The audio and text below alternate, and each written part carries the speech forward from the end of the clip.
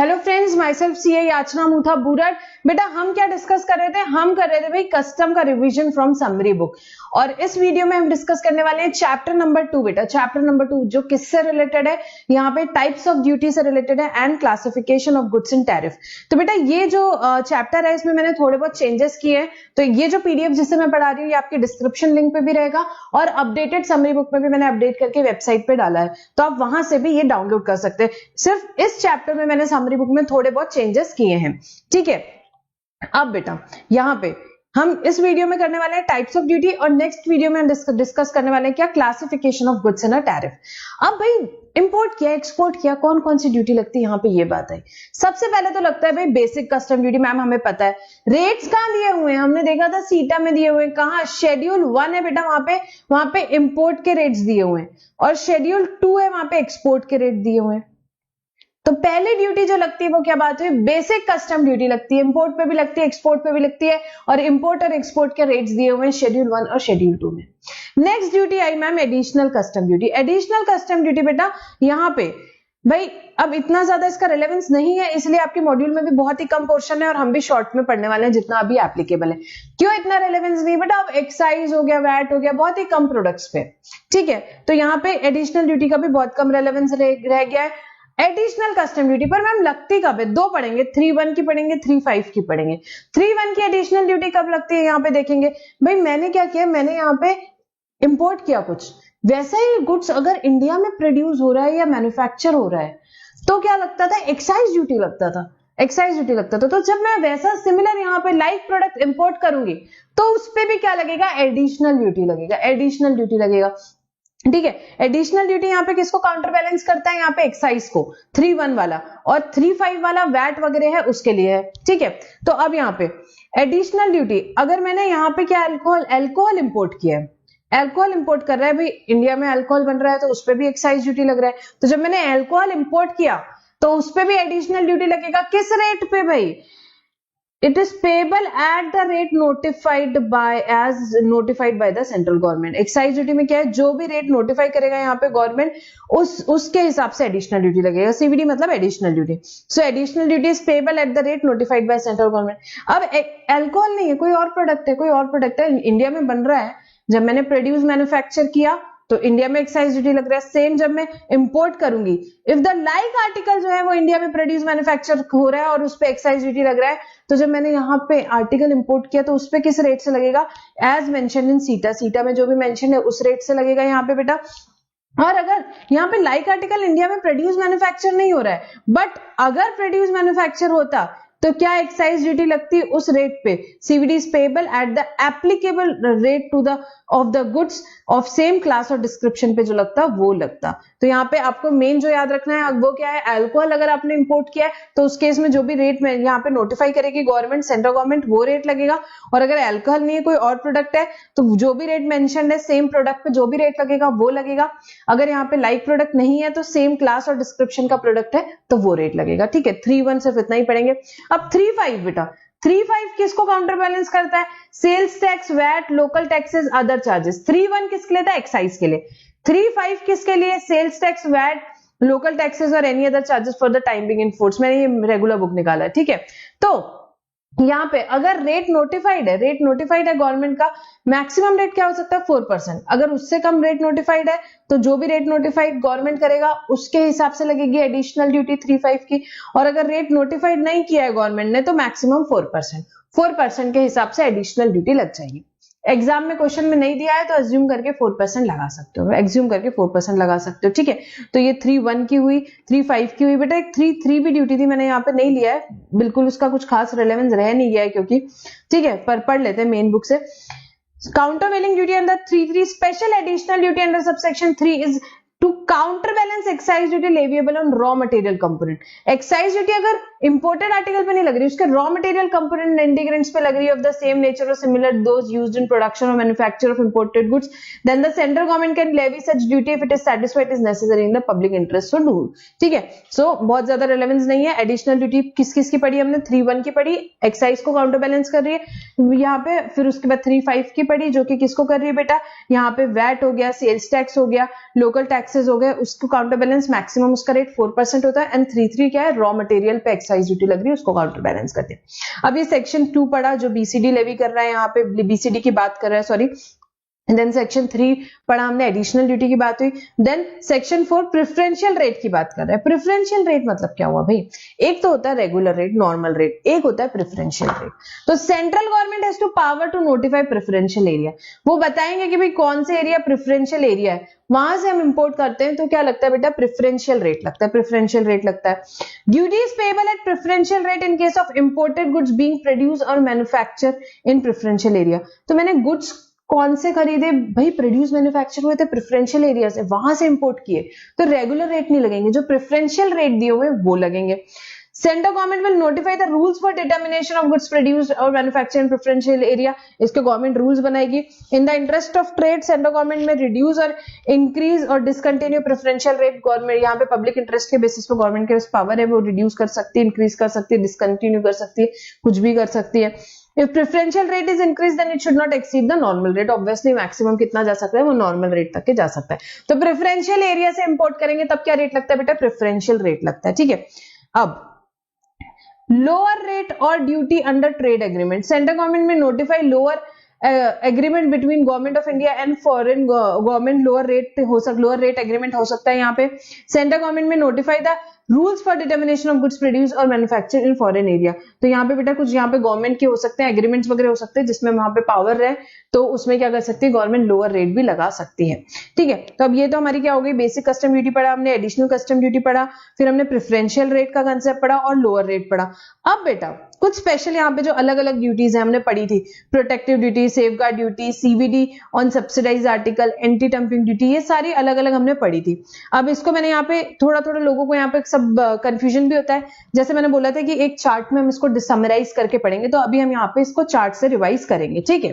सबसे पहले हमने पढ़ी थी बेटा प्रोटेक्टिव ड्यूटी। प्रोटेक्टिव ड्यूटी क्या क्या चीजें हैं अलग अलग बेटा, सबसे पहले हम इन सभी में क्या चीजें देखेंगे, कौन लेवी करता है, क्या कंडीशन है भाई, ये सारी ड्यूटी हर प्रोडक्ट पे नहीं लगती जो इंपोर्ट करते हैं, कुछ यहाँ पे स्पेशल सर्कमस्टांसेस होते हैं, देखेंगे क्या क्या रहेंगे, तब ये ड्यूटी लगती है।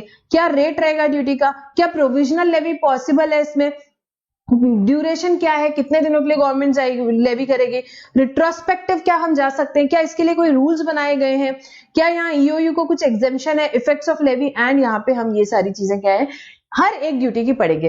कंपैरेटिव पढ़ो, क्या होता है कुछ स्टूडेंट को कंफ्यूजन होता है कि भाई इसमें क्या ड्यूरेशन था, इसमें क्या ड्यूरेशन था, किसमें प्रोविजनल लेवी है, किसमें नहीं है, एंड ऑल दैट। तो यहाँ कंपैरेटिव ये चार्ट एग्जाम के पहले सुबह देख के जाओगे तो भी याद रहेगा बेटा। कुछ चीजें क्या होती है समझने से ज्यादा याद रखने की होती है, तो ये भी मेमोराइज करने के लिए कंसेप्ट समझो, बट लास्ट में देख के जाना तो कंफ्यूजन नहीं होगा। कुछ चीजें बिल्कुल ऐसे याद रखो कि भाई ये लास्ट मोमेंट देख के जानी, वो मैंने आपको क्लासेस में बताया हुआ है कि हमको सुबह क्या क्या देख के जाना है, तो उसमें से एक ये भी है, ठीक है। So first is protective duty. कौन लगाता है भाई, सेंट्रल गवर्नमेंट लेवी करती है on recommendation, tariff commission recommend करता है सेंट्रल गवर्नमेंट को।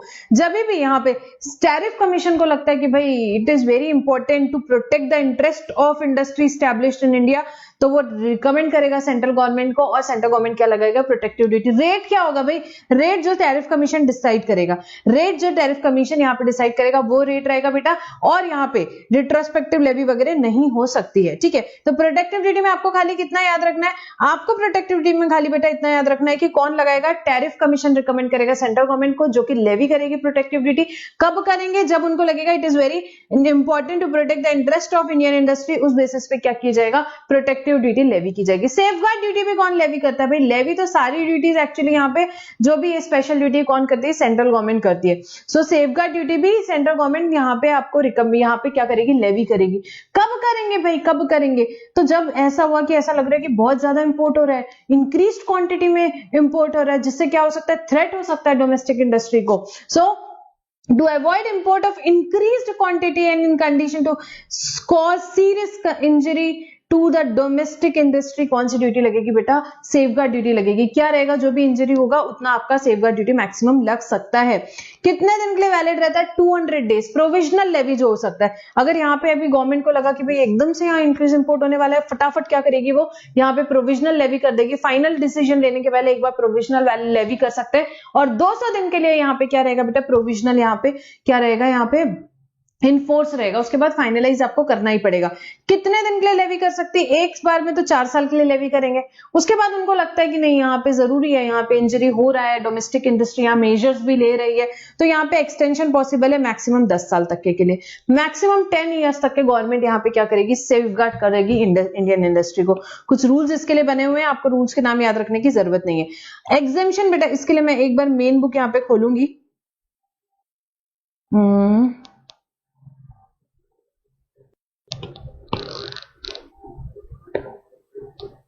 Yes, exemption from safeguard duty important है, इसलिए मैंने यहाँ पे खोला है। इस पे हमने प्रैक्टिकल प्रॉब्लम भी किया था, थ्योरेटिकल क्वेश्चन भी आ सकता है। कब एक सेफगार्ड ड्यूटी से एग्जेम्पशन मिलेगा? अब अगर मैं आर्टिकल कहां से बुलवा रही हूँ, डेवलपिंग कंट्री से बुला रही हूँ, ठीक है। Articles originating from developing country, जब तक कि उसका शेयर ऑफ इंपोर्ट कितना नहीं है बेटा, 3% से ज्यादा नहीं है टोटल इंपोर्ट से, टोटल इंपोर्ट के 3% से ज्यादा नहीं है, तो क्या रहेगा, एग्जेम्पशन रहेगा, सेफगार्ड ड्यूटी नहीं लगेगी। Second, article originating from more than one developing country, यहाँ पे 2-3 अलग अलग डेवलपिंग कंट्री से मैंने यहाँ पे क्या किया, इंपोर्ट किया है, तो उस केस में एग्जेम्पशन रहेगा so long as the aggregate import from developing country each with less than 3% share taken together does not exceed 9% of total import of that article, तो सेफगार्ड ड्यूटी नहीं लगेगा। तो इंडिविजुअल कंट्रीज पे, developing country पे 3% का यहाँ पे restriction है, और सारे डेवलपिंग कंट्री से मिला के अगर 9% से ज्यादा नहीं है तो क्या लगेगा बेटा, सेफगार्ड ड्यूटी नहीं लगेगा। और अगर इंपोर्ट कौन कर रहा है, ईओयू 100% ईओयू और यूनिट इन एसएजेड कर रही है, तो भी सेफगार्ड ड्यूटी नहीं लगेगा, बट लगेगा 2 केसेस में लगेगा, ईओयू एसएजेड में। कब? अगर स्पेसिफिकली उनको यहाँ पे मेड एप्लीकेबल कराया है तो, या तो फिर उन्होंने क्या किया, इंपोर्ट किया, एज सच डीटीए में क्लियर कर दिया तो लगेगा, या उन्होंने इंपोर्ट किया, यूज किया मैन्युफैक्चर में, जो डीटीए में क्लियर किया, तो उतने पोर्शन पे सेफगार्ड ड्यूटी लगेगा, उतने पोर्शन पे सेफगार्ड ड्यूटी लगेगा। सो यहाँ पे ये हमने डिटेल में पढ़ लिया, एग्जेम्पशन इंपॉर्टेंट था, मेन बुक से पढ़ाया वो मैंने आपको। और ये जो ड्यूटीज होती है बेटा, सारी ड्यूटी इन एडिशन टू जो बाकी हमारी ड्यूटीज हैं उनके एडिशन पे स्पेशल पर्पज है, एक एक ड्यूटी का अलग अलग स्पेशल पर्पज है। तो 2 देखा, प्रोटेक्टिव ड्यूटी, सेफगार्ड ड्यूटी, ये दोनों भी केस में बेटा रिट्रोस्पेक्टिव लेवी क्या है, पॉसिबल नहीं है। अब थर्ड ड्यूटी आएंगे, सीवीडी ऑन सब्सिडाइज आर्टिकल। अब आपके यहाँ पे क्या हो रहा है, सब्सिडी मिल रही है आपके यहाँ पे, ये क्या हुआ है, यहाँ पे हो सकता है एक्सपोर्टिंग कंट्री ने क्या कर दिया, सब्सिडी दे दिया, बोला इंडिया में भेजो बेचो, मैं आपको सब्सिडी देता हूं। तो CVD on subsidized article which is also levied by central government, import from any country territory which pays any subsidy on manufacture, production, exportation or transportation of that article। अब यहाँ पे यूएस ने क्या बोला, भाई इंडिया में बेचो, example है, हाँ, इंडिया में भेजो, इंडिया में बेचोगे तो मैं क्या दूंगा बेटा आपको, मैन्युफैक्चर में, प्रोडक्शन में, एक्सपोर्ट में या ट्रांसपोर्टेशन में, कोई भी टाइप की सब्सिडी हो सकती है, मैन्युफैक्चर पे हो सकती है, प्रोडक्शन पे हो सकती है, ट्रांसपोर्टेशन पे सब्सिडी हो सकता है, किसी भी चीज पे हो सकता है। पर यहाँ पे क्या करो, आप इंडिया में भेजो, मैं सब्सिडी देता हूं, तो उस केस में भाई हमारे यहाँ पे तो अगर सब्सिडी मिलेगी, यहाँ पे सब्सिडी आ गया, आर्टिकल सस्ता आ गया, इंडिया की इंडस्ट्री को फिर से दिक्कत, तो उस केस में क्या किया जा सकता है, यहाँ पे लगा सकते हैं ड्यूटी, और मैक्सिमम ड्यूटी कितनी लगेगी बेटा, जो भी सब्सिडी मिली है उतनी ड्यूटी लग जाएगी, सब्सिडी है उतनी लग जाएगी। प्रोविजनल लेवी क्या पॉसिबल है, हाँ पॉसिबल है। और उसके बाद यहाँ पे मैक्सिमम कितने दिन के लिए रहेगी बेटा, 5 इयर्स के लिए रहेगी, और उसे भी एक्सटेंड किया जा सकता है, और 5 इयर्स से मतलब टोटल 10 इयर्स इन फोर्स रह सकते हैं।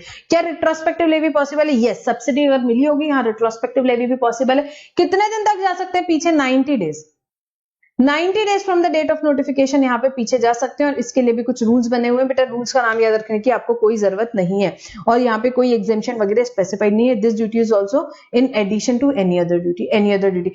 क्या है भाई, सब्सिडी दी गई, किस चीज पे दी गई, मैन्युफैक्चर में, प्रोडक्शन में, ट्रांसपोर्टेशन में, यहाँ एक्सपोर्टेशन में, किसी में भी सब्सिडी दी गई, एक्सपोर्ट वाले कंट्री ने सब्सिडी दिया तो फिर इंडिया में आएगा, सस्ता हो जाएगा, फिर से इंडियन इंडस्ट्री को दिक्कत होगी, तो इसलिए यहाँ पे लगाई जा सकती सब्सिडी ड्यूटी। सब्सिडी है यहाँ पे सीवीडी ऑन सब्सिडाइज आर्टिकल, और वो ड्यूटी जो रहेगी बेटा कितने दिन के लिए फोर्स पे रहेगी, 5 years plus 5 years, maximum 10 years force पे रहेगी, रिट्रोस्पेक्टिव 90 डेज जाया जा सकता है, ठीक है, यहाँ पे रिट्रोस्पेक्टिव 90 डेज जा सकते हैं, ठीक है। ये हमने पढ़ा CVD on subsidize article. And last is बेटा anti dumping duty, special duties में लास्ट 9A सेक्शन में पढ़ेंगे, ये बेटा सेक्शन नंबर्स भी सबके यहाँ दिए हुए हैं। 9A में क्या है, एंटी डंपिंग ड्यूटी। कौन लेवी करता है भाई, सेंट्रल गवर्नमेंट। मैम लेवी कौन करता है, सेंट्रल गवर्नमेंट करता है anti dumping duty. Where an article exported from any country or territory to India at less than its normal value, then in that case anti-dumping duty will be levied, and which will be equal to what, margin of dumping or injury margin whichever is lower, margin of dumping or injury margin whichever is lower। देखेंगे हम अभी ये margin of dumping और इसका यहाँ पे chart दिया हुआ है, ये हम देखते हैं, एक बार पहले ये चार्ट कंप्लीट कर लें। प्रोविजनल लेवी क्या पॉसिबल है? हाँ जी पॉसिबल है। ड्यूरेशन क्या है? 5 इयर्स प्लस मैक्सिमम एक्सटेंशन यहाँ कितना दिया जा सकता है? 5 इयर्स का। रिट्रोस्पेक्टिव लेवी पॉसिबल है? यस जी, 90 डेज का रिट्रोस्पेक्टिव लेवी भी यहाँ पे क्या है बेटा? पॉसिबल है, पॉसिबल है। अब यहाँ पे देखेंगे एंटी डंपिंग ड्यूटी कितनी लग सकती है। एंटी डंपिंग ड्यूटी बेटा हमने इस पे किए थे, केस स्टडीज भी की थी, यहाँ पे बहुत डिटेल में पढ़ा था, यहाँ पे हम रिवीजन कर रहे हैं तो केस स्टडीज वगैरह नहीं लेंगे। एंटी डंपिंग ड्यूटी क्या बेटा? मार्जिन ऑफ डंपिंग और injury margin whichever is lower. Margin of dumping और injury margin whichever is lower. क्या हुआ है? आर्टिकल एक्सपोर्ट करके इंडिया आया, इंडिया में मैंने इंपोर्ट किया, less than its normal value, उसकी जो नॉर्मल वैल्यू है उससे कम में किया गया है, डंपिंग हो गई भाई, डंपिंग हो गई। तो एंटी डंपिंग कितनी लगेगी? जितना भी मार्जिन ऑफ डंपिंग है या जो मेरी इंडस्ट्री को यहाँ पे इंजरी हुआ है, जो भी कम है। अब ये डायग्राम से समझेंगे बेटा, determination of margin of dumping देखेंगे इसमें से, ठीक है, ये इंपॉर्टेंट है। मार्जिन ऑफ डंपिंग मतलब जैसे कि हमने देखा, it is difference between what? Normal value and export price. Normal value and export price. For example यहाँ यूएस में नॉर्मल वैल्यू क्या है? नॉर्मल वैल्यू भाई वहां पे उस कंट्री में यहाँ पे 100 रुपए एक्सपोर्ट किया तब 60 में दे दिया, कुछ नहीं, यही है बेटा मार्जिन ऑफ डंपिंग। इंडिया में 60 में आ गया तो 40 रुपीज क्या होगी आपकी? मार्जिन ऑफ डंपिंग है, मार्जिन ऑफ डंपिंग है। अब इसमें बहुत सारे चीजें दी हुई है, देखते हैं। Normal value minus export price, lemon terms में आप ऐसा समझ लो, ठीक है। Normal value export price directly exam में दिया हुआ है, आप डायरेक्टली कैलकुलेट कर सकते हो। अब normal value, if like goods are sold ordinary sold in the country of exportation, मतलब कि वहां पे सेम गुड्स बिक रहे हैं तो क्या होगा? Normal value in relation to article means comparable price in the ordinary course of trade of the like article when sold in the exporting country or territory। तो वहां पे भी जो भी comparable price जितने में वो बिक रहा है। अब if no or low sale in domestic market of exporting country, वो वहां पे बिक ही नहीं रहा है, वो डायरेक्टली सारा एक्सपोर्ट कर रहे हैं, वो वहां पे ज्यादा बिक ही नहीं रहा है या बहुत कम बिक रहा है, तो उस केस में comparable representative price of the like article when exported from the exporting country to an appropriate third country। तो comparable price ले लेंगे कि भाई जब किसी थर्ड कंट्री में जा रहा है तो कितने में जा रहा है, और the cost of production of the said article in the, क्या लेंगे? Cost of production of the said article in the country of origin along with reasonable addition of administrative general cost and profit. और अगर वो भी possible नहीं तो क्या ले लेंगे? या cost of production plus administrative selling general cost वगैरह ले लेंगे, ठीक है। तो नॉर्मल वैल्यू, अगर लाइक आर्टिकल आपका बिक रहा है तो आपने क्या लेना है? कंपेरेबल प्राइस लेना है। अगर लाइक आर्टिकल नहीं बिक रहा है तो आप क्या ले सकते हो कि थर्ड कंट्री में अगर जा रहा है फॉर एग्जाम्पल तो क्या प्राइस आ रहा है। अदरवाइज आप क्या ले सकते हो? यहाँ पे cost of production plus administrative जो भी प्रॉफिट और सेलिंग एक्सपेंसेस वगैरह वो सब पकड़ के क्या प्राइस आएगा? वो प्राइस क्या हो जाएगा? हमारा नॉर्मल वैल्यू। अब इसको किससे कंपेयर करना है बेटा? एक्सपोर्ट प्राइस से कंपेयर करना है, तो आपकी क्या आ जाएगी? मार्जिन ऑफ डंपिंग आ जाएगी। सिंपल, एग्जाम में इतना डिटेल में पूछना नहीं चाहिए, आपको क्या याद रखना? Normal value minus export price. अब एक्सपोर्ट प्राइस, अगर एक्सपोर्ट प्राइस इजीली अवेलेबल है तो कोई दिक्कत नहीं है, वही ले लो। एक्सपोर्ट प्राइस का मतलब क्या होता है? इन रिलेशन टू एक article means the price of article exported from the exporting country और टेरिटरी, जितने भी प्राइस पे एक्सपोर्ट हुआ है वो एक्सपोर्ट प्राइस होगा। अगर एक्सपोर्ट प्राइस नहीं मिल पा रहा है, if imported articles are resold to an independent buyer, export price नहीं मिल रहा है बट जो इंपोर्ट किया आर्टिकल वो क्या कर रहे हैं? हम बेच रहे हैं किसको? इंडिपेंडेंट बायर को, यहाँ पे अनरिलेटेड बायर को बेच रहे हैं। तो फिर द एक्सपोर्ट प्राइस में be constituted on the basis of a price at which the imported articles are first resold to an independent buyer. तो जितने में फर्स्ट टाइम सेल कर रहे हैं वो प्राइस ले लेंगे, वो प्राइस ले लेंगे। क्या क्या करेंगे? एक्सपोर्ट प्राइस ही नहीं है तो फर्स्ट प्राइस ले लेंगे। If imported articles are not resold to an independent buyer, but अब यहाँ पे नहीं है तो फिर उस केस में गवर्नमेंट ने खुला छोड़ दिया, बोला भाई रीजनेबल बेसिस के बेसिस पे आप देख लो, ठीक है। तो normal value minus export price, export price available है तो जो एक्सपोर्ट प्राइस है वो, अगर एक्सपोर्ट प्राइस नहीं है तो जो भी इंडिपेंडेंट बायर को बेचा वो प्राइस ले लो। अगर वो भी नहीं है तो फिर आप क्या ले लो भाई? यहाँ पे आप ले सकते हो यहाँ पे जो भी रीजनेबल बेसिस के बेसिस पे आप एक्सपोर्ट प्राइस निकाल लो, और डिफरेंस निकाल लेंगे हम नॉर्मल वैल्यू का और एक्सपोर्ट प्राइस का। तो बेटा क्या आ जाएगा? यहाँ मार्जिन ऑफ डंपिंग आ जाएगा, मार्जिन ऑफ डंपिंग यहाँ पे आ जाएगा जो कि आपने ले लेना है, ठीक है। अब मार्जिन ऑफ डंपिंग और injury margin whichever is lower आपको लेना है, विच एवर इज लोअर आपको लेना है। What do you mean bye injury margin? Injury margin का मतलब हम देखेंगे बहुत कम केसेस में 1% चांस है आपको इंजरी मार्जिन के बारे में दिया जाए। Injury margin is the margin adequate to remove the injury to domestic industry. It is the difference between what? Fair selling price, that is a non-injurious price due to domestic industry, and landed value. जितने में आपने land किया और जो भी आपका क्या है फेयर सेलिंग प्राइस है। फेयर सेलिंग प्राइस मतलब होता है non injurious price. It is the level of price which the industry is expected to have charge under normal circumstances in the market, in the Indian market during the period defined. The price would have been enabled reasonable recovery of cost of production, profit after nullifying the adverse effect of production which could have been adversely affected, in other words fair selling price of a product to the domestic industry। तो जो भी fair selling price रहता minus जो भी landed value, वो क्या होगी आपकी इंजरी की मार्जिन होगी। ठीक है, तो अब यहाँ पे फेयर सेलिंग प्राइस क्या हो गया बेटा, जितने में मैंने इसको बेचा माइनस लैंडेड वैल्यू, जितने में मुझे इसने बेचना चाहिए था। फॉर एग्जांपल मैं इसको 100 रुपीज में ही बेचता था, 100 रुपीज में यहाँ बेचता था, या 110 रुपीज में बेचता था।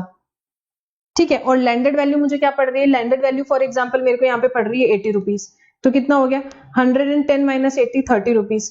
सो 40 रुपीज और 30 रुपीज, 40 रुपीज और 30 रुपीज यहाँ पे हमने देखना है विच एवर इज लो है। तो 30 रुपीज क्या हो जाएगा बेटा, हमारी एंटी डंपिंग ड्यूटी हो जाएगी, एंटी डंपिंग ड्यूटी हो जाएगी। सिंपल याद रखना है, मार्जिन ऑफ डंपिंग और injury margin whichever is lower.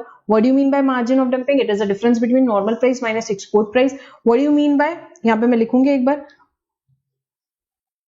margin of dumping means difference between normal price minus export price. And what do you mean by injury margin, injury margin is the difference between fair selling price minus landed value, जो भी है आपकी landed value जो भी है, which ever is lower, इसमें से जो भी दो लोअर है वो क्या हो जाएगी आपकी एंटी डंपिंग ड्यूटी हो जाएगी, एंटी डंपिंग ड्यूटी हो जाएगी। ठीक है, what do you mean by landed value, it is assessable value under the customs act and applicable basic custom duty except CVD and SAD and special duty. तो landed value में आपने क्या करना है, जो भी असेसेबल वैल्यू है और जो भी applicable basic custom duty BCD है वो उसमें आ जाएगी, बट सीवीडी वगैरह है वो सब उसमें नहीं आएगा, वो सब उसमें नहीं आएगा। ठीक है, तो ये आपको याद रखना है। तो यहाँ पे जैसे कि मैंने बताया, वापस से देखेंगे, नॉर्मल प्राइस जो एक्सपोर्टिंग कंट्री में प्राइस है, for example 100 rupees minus export price, export उन्होंने 60 में किया, तो इस केस में हमारी मार्जिन ऑफ डंपिंग कितनी आ गई बेटा, 40 आ गई। What do you mean bye fair selling price, India में जितने में बिक रहा है वो ले लिया मैंने 110 minus landed value, for example मेरी यहाँ पे बीसीडी वीसीडी मिला के 80 रुपीज आती है, तो उस केस में मेरे इंजरी मार्जिन कितनी होगी बेटा, 30 रुपीज आ गई। विच एवर इज लोअर वो क्या हो जाएगी, मेरी एंटी डंपिंग ड्यूटी हो जाएगी, एंटी डंपिंग ड्यूटी हो जाएगी। ठीक है, तो ये बेटा हमारा डिस्कशन हुआ एंटी डंपिंग ड्यूटी से रिलेटेड। क्लास में हमने बहुत डिटेल में डिस्कस किया था, बट यहाँ पे अभी लास्ट मोमेंट रिविजन में हम इतना ही डिस्कस कर सकते हैं। ठीक है, अब नेक्स्ट बेटा, नेक्स्ट ड्यूटी जो है हमारी आईजीएसटी 37 और 39। ठीक है, एसीडी 37 टू काउंटरवेट व्हाट, जो जीएसटी इंडिया में लगता है। यहाँ पे अगर मैंने इंपोर्टेड आर्टिकल, यहाँ पे आर्टिकल मैंने इंपोर्ट किया, ठीक है, आर्टिकल मैंने इंपोर्ट किया, सेम यहाँ पे सिमिलर गुड्स जब इंडिया में है, इंडिया में सप्लाई हो रहा है, तो क्या लग रहा है बेटा, जीएसटी लग रहा है, जीएसटी लग रहा है। तो उसको कंपनसेट करने के लिए जो आर्टिकल मैंने इंपोर्ट किया उस पर भी क्या लगेगा बेटा, यहाँ पे आईजीएसटी लगेगा। ठीक है, so any article imported in India, यहाँ पे लाइबल रहेगा shall in addition liable to IGST. क्या रेट रहेंगे बेटा, जो सेक्शन 5 में दिए हुए, and it will not exceed what, it will not exceed बेटा 40%, जो भी रेट्स दिए हुए 5%, 12%, वहां पे 18%, 28%, कोई भी रेट हो सकते हैं। मैक्सिमम क्या रेट दिया हुआ है, 40% रहेगा on the value of imported article. Value क्या देंगे अब इसके लिए, वैल्यू डिटरमाइन करेंगे 38 से और 38A से, 38 से या 38A से। 38 नॉर्मल केसेस में है और 38 अगर आपने कुछ वेयर हाउस किए हैं तो उस केस में। अब 38 क्या बोलता है बेटा, for the purpose of calculating what IGST, यहाँ पे आईजीएसटी कैलकुलेट करेंगे अगर सबसेक्शन 7, ये सबसेक्शन 7 है, इसके लिए आईजीएसटी कैलकुलेट करने के लिए वैल्यू क्या लेनी है, on any imported article where such taxes leviable at the percentage of its value, the value of imported article not standing anything content in section 14 be aggregate of what. ठीक है, यहाँ पे ये क्या कर रहा है, नॉट स्टैंड कर रहा है, सेक्शन 14 जो है, सेक्शन 14 अभी हम पढ़ेंगे। ठीक है, जहां पे वैल्यू क्या है बेटा, ट्रांजैक्शन वैल्यू, टैरिफ वैल्यू, वो सब हम बाद में पढ़ेंगे सेक्शन 14 के प्रोविजंस। तो यहाँ पे क्या बोलता है, वैल्यू क्या रहेगी, aggregate of value of imported article determined as per 14(1) और टैरिफ वैल्यू एज पर 14(2). बेटा इंपोर्टेड आर्टिकल वैल्यू क्या रहती है, generally it is transaction value. What do you mean bye transaction value, here price actually paid और payable 14(1) के हिसाब से। या बेटा टैरिफ, जिन जिन इंपोर्टेड गुड्स के केस में यहाँ पे सीबीआई से टैरिफ वैल्यू प्रिस्क्राइब करता है, उस केस में टैरिफ वैल्यू रहेगी, उस केस में टैरिफ वैल्यू रहेगी। तो जो भी अगर टैरिफ वैल्यू मेंशन है तो टैरिफ वैल्यू, यहाँ पे ट्रांजैक्शन वैल्यू मेंशन है तो ट्रांजैक्शन वैल्यू। अब ट्रांजैक्शन वैल्यू में आईजीएसटी कैलकुलेट करने के लिए बेटा टैक्सेस भी इंक्लूड किए जाएंगे। जो भी टैक्सेस कहां पे लग रहे हैं, any duty of custom chargeable on that article under section 12 of the customs act, जैसे कि बीसीडी, तो वो क्या आएगी बेटा, उसमें ऐड करेंगे। उसमें वैल्यू में आप बीसीडी ऐड करोगे, सोशल वेलफेयर सरचार्ज ऐड करोगे, फिर जो टोटल वैल्यू आती है उसमें क्या लगेगा बेटा, उस पर आईजीएसटी लगेगा, और भी अदर टैक्सेस ऐड होंगे। सो फर्स्ट ए क्लॉज में क्या लिखा हुआ है, यहाँ ए पॉइंट में क्या लिखा हुआ है, यहाँ पे लिखा हुआ है कि वैल्यू क्या लेना है आपको, यहाँ पे जो भी प्राइस ट्रांजैक्शन वैल्यू लोगे या तो आप टैरिफ वैल्यू लोगे। आप ऐड क्या करोगे, जो भी ड्यूटी ऑफ कस्टम है, on any sum chargeable, Any sum chargeable on that article under any law for the time being in force in addition to in the same manner as duty of custom. तो यहाँ पे और कोई भी sum chargeable है और कोई भी sum chargeable है as duty of custom वो भी इंक्लूड करेंगे, बट इसमें क्या इंक्लूड नहीं करेंगे, 37 और 39 इंक्लूड नहीं करेंगे. What do mean by 37? IGST और कंपनसेशन सेस. ऑब्वियसली इसी के लिए तो वैल्यू कैलकुलेट कर रहे हैं आईजीएसटी के लिए, तो ये इंक्लूड नहीं करेंगे, ये इंक्लूड नहीं करेंगे. तो वैल्यू प्लस जो भी टैक्सेस है टोटल जो भी आएगा बेटा उसके ऊपर क्या लगेगा, आईजीएसटी लगेगा. और ये हमने कहाँ पे पढ़ा था बेटा, आपको याद हो तो वैल्यूएशन के चैप्टर में हमने बहुत सारे प्रॉब्लम्स किए, उसमें हमने देखा है. ठीक है, तो जो भी हमारी असेसेबल वैल्यू आई उसमें हम क्या ऐड करेंगे, बीसीडी ऐड करोगे, सोशल वेलफेयर सरचार्ज ऐड करोगे, और जो ड्यूटीज टैक्सेस ऐड करोगे उस पर क्या लगाओगे बेटा, उस पर जो वैल्यू आएगी that will be value for IGST purpose. ठीक है, नाउ जैसे कि यहाँ पे देखेंगे हम 37 में जो टैक्स लगता है क्या है, आईजीएसटी है बेटा, आईजीएसटी है. क्यों लगाते हैं ये, counter balance the effect of GST paper on supply of like goods in India. जब लाइक गुड्स इंडिया में सप्लाई हो रहे हैं तो इंडिया में आईजीएसटी जीएसटी लग रहा है, तो उसको काउंटर बैलेंस के लिए आईजीएसटी लगता है. ठीक है, यहाँ पे सारे गुड्स पे लगेगा वो as mention except goods mention in ACD 31. Value क्या, यहाँ पे टैक्स का रेट क्या रहेगा, 0, 5, 12, 18, 28 है, ये गलती से 23 आ गया. और any other rate maximum should not, यहाँ पे मैक्सिमम कितना हो सकता है, 40% हो सकता है. वैल्यू क्या ली जाएगी बेटा, यहाँ ट्रांजैक्शन वैल्यू ली जाएगी, या जिस केस में टैरिफ वैल्यू उस केस में टैरिफ वैल्यू ली जाएगी. सो असेसेबल वैल्यू, उसमें बीसीडी ऐड किया, सोशल वेलफेयर सरचार्ज ऐड किया, बाकी भी अदर टैक्सेस ऐड किए, और जो वैल्यू आएगी इस वैल्यू पे बेटा क्या लगेगा, इस वैल्यू पे मैम लगेगा क्या, जीएसटी लगेगा. इस value, this is the value for GST, इस पे जीएसटी लगेगा. ठीक है, प्रॉब्लम्स देखोगे और भी क्लियर हो जाएगा. प्रॉब्लम हमने देखा हुआ है, अगर आपने अभी एक बार वैल्यूएशन के चैप्टर में, वैसे भी आपने एक बार प्रॉब्लम सॉल्व करके देखना है. मैक्सिमम 99% उसका एक प्रॉब्लम आना ही आना है एग्जाम में. ठीक है, सो नाउ एसीडी यहाँ पे, अब ACD on what, warehouse, warehouse sale before clearance.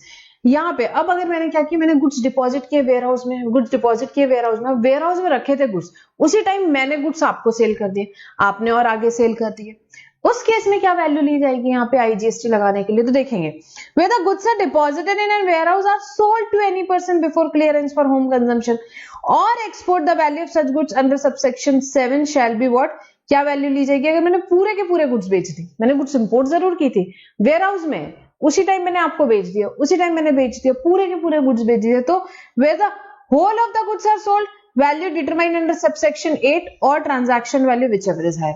हमने अभी देखा यहाँ पे वैल्यू अंडर सबसेक्शन 8 कैसे निकालना है, ये सबसेक्शन 8 था बेटा, 38 है ये, इसमें हमने देखा वैल्यू प्लस टैक्सेस वैक्सेस निकाल रहे हैं, तो या तो वैसे निकाल लो और ट्रांजैक्शन वैल्यू, या मैंने एक्चुअली फॉर एग्जांपल वहां से ये सारा कैलकुलेशन करने के बाद, ये सारा कैलकुलेशन करने के बाद बेटा यहाँ पे जो वैल्यू आती है, ये वैल्यू आ गई 1 लाख रुपीज, बट मैंने आपको कुछ 1,50,000 में बेचे, तो ट्रांजैक्शन यहाँ पे वैल्यू डिटरमाइन अंडर सबसेक्शन 8 कितनी हो गई, 1 लाख हो गई. Transaction value of such goods कितनी है, 1,50,000, विच एवर इज आया 1,50,000 क्या हो जाएगा बेटा, यहाँ पे वैल्यू ली जाएगी जिसपे आईजीएसटी लगेगा. अब पूरे गुड्स नहीं बेचे, मैंने 100 क्वांटिटी बुलाई थी, 100 क्वांटिटी बुलाई थी, आपको मैंने 50 की क्वांटिटी बेची, 50 की क्वांटिटी बेची, तो बेटा प्रोपोर्शनल.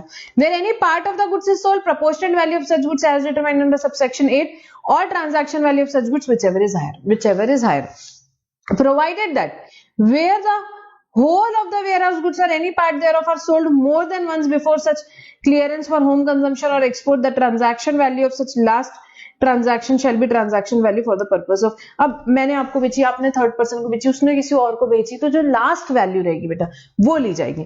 ठीक है, लास्ट सच ट्रांजैक्शन की जो वैल्यू ली जाएगी वो ली जाएगी यहाँ पे टैक्स लगाने के लिए वैल्यू.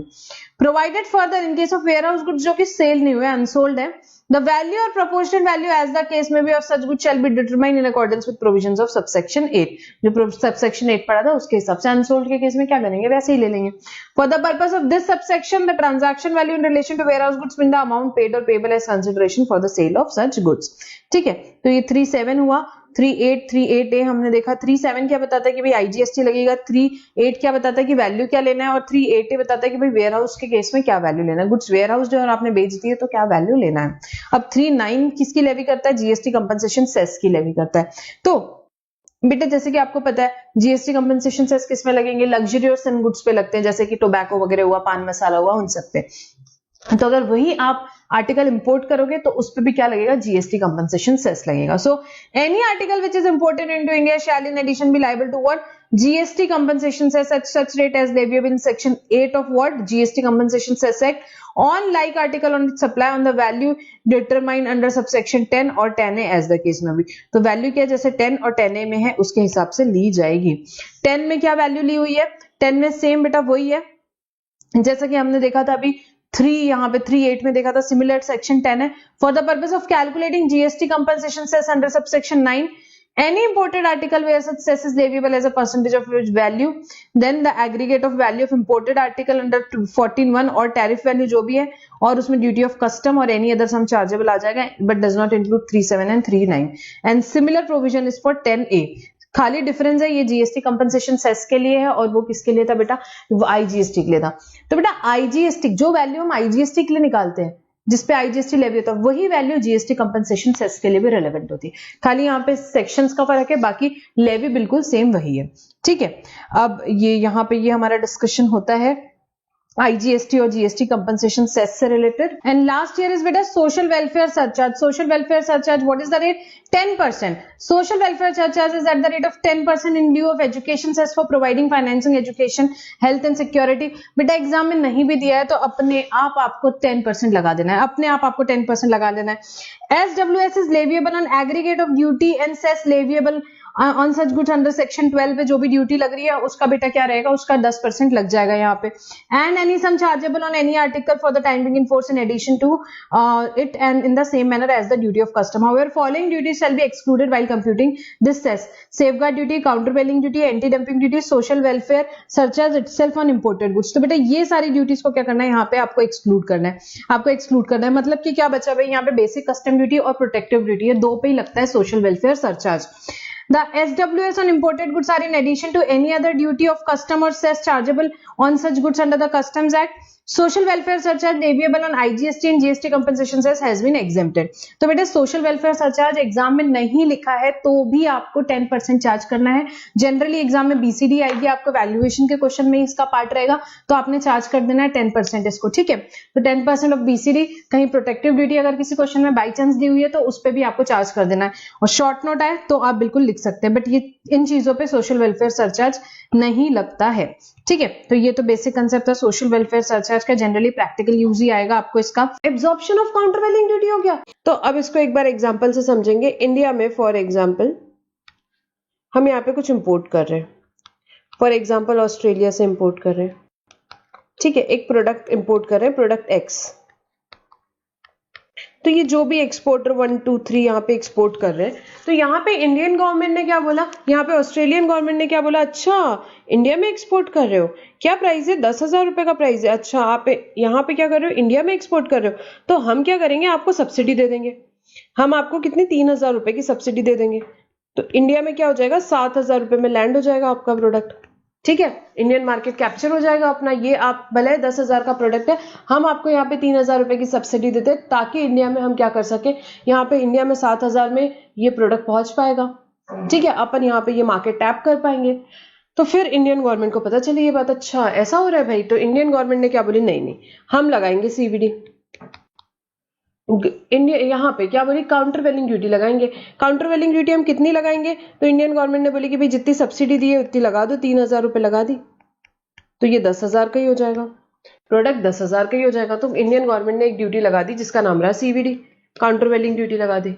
अब ऑस्ट्रेलियन गवर्नमेंट को पता चला अच्छा ऐसा किया आपने, तो अभी हम क्या करते, कोई दिक्कत नहीं है, हम एडिशनल सब्सिडी देंगे, हम हमारे यहाँ वाले को एडिशनल सब्सिडी देंगे। हमने क्या करना है, हम ये ड्यूटी के हम 3,000 रुपए की और एडिशनल सब्सिडी देंगे। भाई तू 4,000 में लेके जाइए गुड्स को, यहाँ से वो सीवीडी लगा रहे हैं ना, उनको लगाने दे। तू क्या कर, यहाँ से लेकर के जा, कितने में लेके जा, मैं और सब्सिडी दे रहा हूँ 3,000 रुपए की, तो तेरी यहाँ पे लैंडेड कॉस्ट 4,000 रुपए की हो जाएगी। अब इंडियन गवर्नमेंट को पता चला कि अरे ये क्या है, इन्होंने फिर से और सब्सिडी दे दी। क्यों सब्सिडी दे दी? ताकि ये हमारी जो ड्यूटी है उसको एब्जॉर्ब कर ले। तो यहाँ इंडियन गवर्नमेंट को पावर दिया गया कि अच्छा अगर ऐसा है तो आप अपनी सीवीडी को रिवाइज कर सकते हो और आप और भी ज्यादा सीवीडी लगा सकते हो। तो इंडियन गवर्नमेंट को यहाँ पे पावर दिया कि भाई वो पहले कितनी सीवीडी लगा रहे थे? 3,000, अब और कितनी लगा सकते हो आपने, जितनी भी यहाँ पे उन्होंने सब्सिडी दी और आपने लगा ली। तो आप 6,000 की 3,000 की तो आप पहले ही दे रहे थे, आपने और 3,000 की क्या कर दी, यहाँ पे एडिशनल सीवीडी लगा सकते हो। एडिशनल सीवीडी लगा सकते हो तो फिर अगेन लैंडेड कॉस्ट 10,000 हो जाएगी, लैंडेड कॉस्ट 10,000 हो जाएगी। तो ये यहाँ पे ज्यादा और सीवीडी, रिवाइज सीवीडी लगाने का यहाँ पे पावर दिया गया है। क्यों? यहाँ पे एब्जॉर्प्शन के लिए। देखो पढ़ेंगे, where the central government in such inquiry as it considers necessaries of the opinion that absorption of countervailing duty has taken place। यहाँ गवर्नमेंट को क्या पता चला कि भाई ये जो हमने ये वाली देखो 3,000 की ड्यूटी लगाई थी, इसको एब्जॉर्प्शन करने के लिए इन्होंने और एडिशनल सब्सिडी दे दी। ये क्या बात हुई? क्या हो गया? यहाँ एब्जॉर्प्शन ऑफ काउंटरवेलिंग ड्यूटी हो गया। हमारी ड्यूटी को एब्जॉर्ब करने के लिए इन्होंने क्या कर दिया भाई? और सब्सिडी दे दी।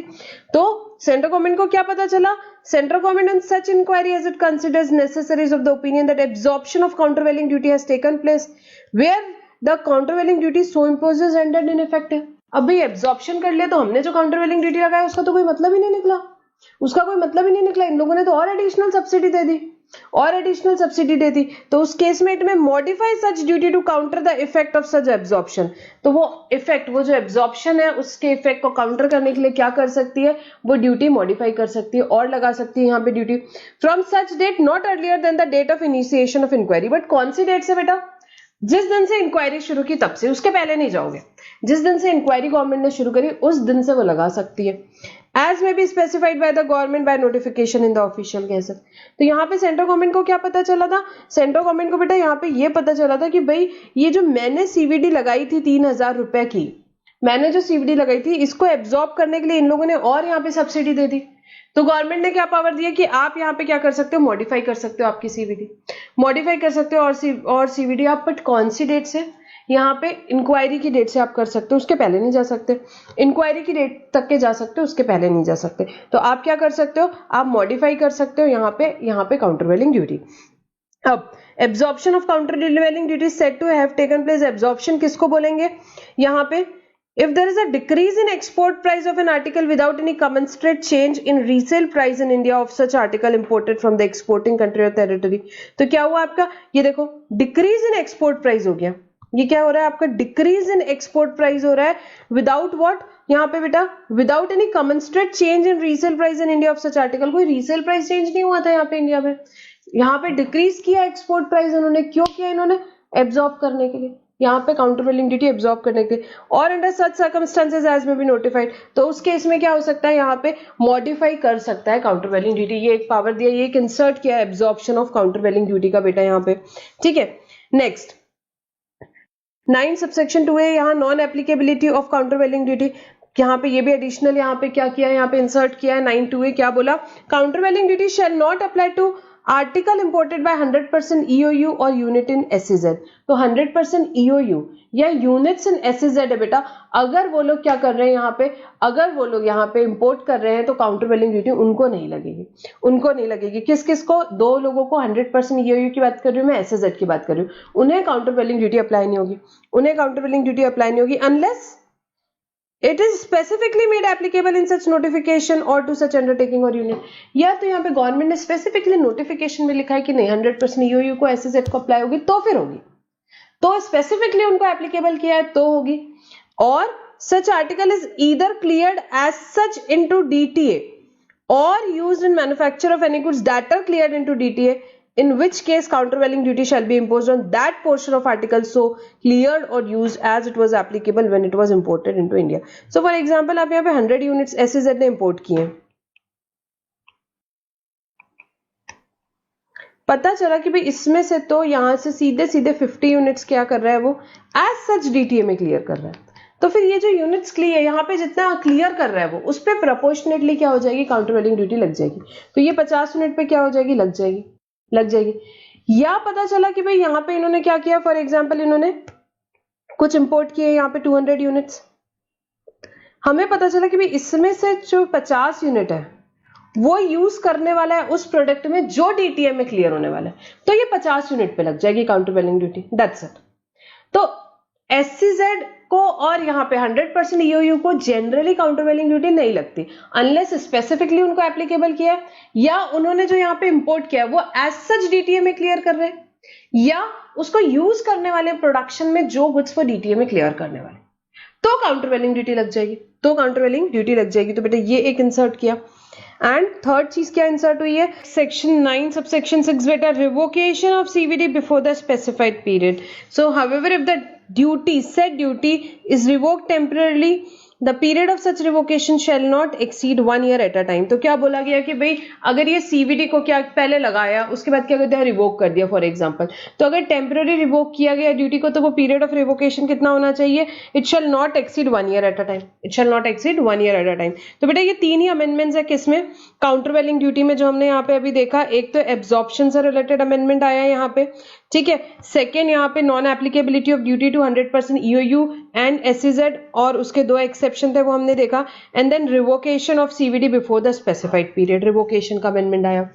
सिमिलर अमेंडमेंट्स बेटा एंटी डंपिंग ड्यूटी में आए, ठीक है. Amendments in anti dumping duty खाली वो सीवीडी से रिलेटेड थे, यहाँ जो अमेंडमेंट्स है वो किससे रिलेटेड है, एंटी डंपिंग ड्यूटी से रिलेटेड है. Similarly absorption of anti dumping duty, then non-applicability of anti-dumping duty to 100% EOU SEZ, and then revocation of anti-dumping duty before the specified period. तो ये भी सेम चीज ही आप एक बार रीड कर लोगे, सेम जो वहां काउंटरवेलिंग ड्यूटी के लिए था वही यहाँ पे एंटी डंपिंग ड्यूटी के लिए है, ठीक है. तो ये आपने एक बार रीड कर लेना है, या चलो 1 मिनट में हम ही कर लेते हैं.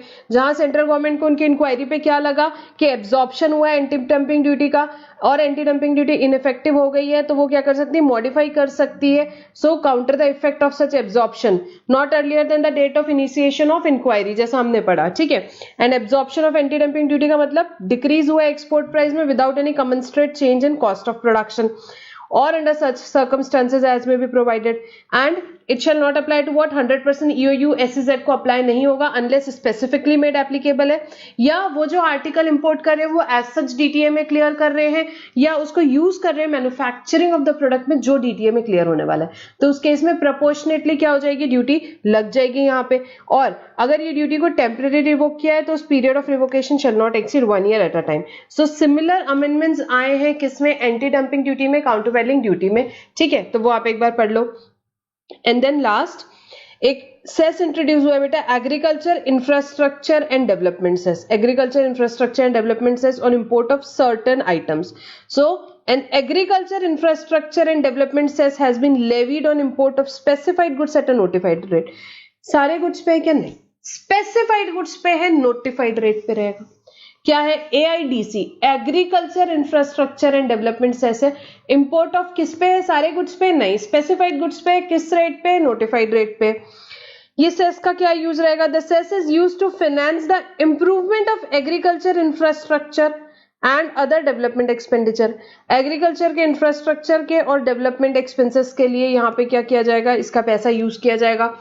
It shall be charge on value of goods as determined under section 14 of the customs act. तो जिन गुड्स पे भी लगेगा उनका जो वैल्यूएशन रहेगा वो कैसे होगा, वो वैसे ही होगा जैसे सेक्शन 14 में हमने वैल्यूएशन किया था, वैसे ही वैल्यूएशन होगा. It is in addition to any other duty of custom chargeable on such goods. तो जो बाकी ड्यूटीज लगनी है बेटा वो तो लगनी है, ये क्या रहेगा, ये एडिशनल रहेगा. The provisions of Customs Act and the rules regulation made thereunder, including those relating to assessment, non-levy, short levy, refund, exemption, interest, offence, penalty, जो भी सारे provisions Customs Act के हैं, shall apply in relation to levy and collection of AIDC on as they apply in relation to levy and collection of duties of custom on such goods under the act or rules made, regulations made thereunder. तो यहाँ पे जो भी यहाँ पे क्या रहेगा बेटा, बाकी के ये जो रूल्स रेगुलेशन है जो भी यहाँ पे है इन सब से related, assessment, non levy, short levy and all that, तो ये सारे जैसे कि बाकी ड्यूटीज से यहाँ पे अप्लाई होते हैं वैसे ही इस पे AIDC पे भी अप्लाई होंगे. तो ये एक नया सेस इंट्रोड्यूस किया है, ठीक है. तो कस्टम्स में बेटा यही अमेंडमेंट है, यहाँ पे छोटे छोटे से 2-3 अमेंडमेंट्स थे हमने देखे, काउंटरवेलिंग ड्यूटी पे था, एंटी डंपिंग ड्यूटी पे था, यहाँ पे agriculture infrastructure and development cess introduce किया गया, ठीक है. तो ये एक आपने पढ़ लेना है. And here we complete types of duty बेटा चैप्टर. नेक्स्ट लेक्चर में हम डिस्कस करने वाले हैं classification of goods, but types of duty का डिस्कशन हमारा यहाँ पे कंप्लीट होता है. So friends, will stop our discussion over here.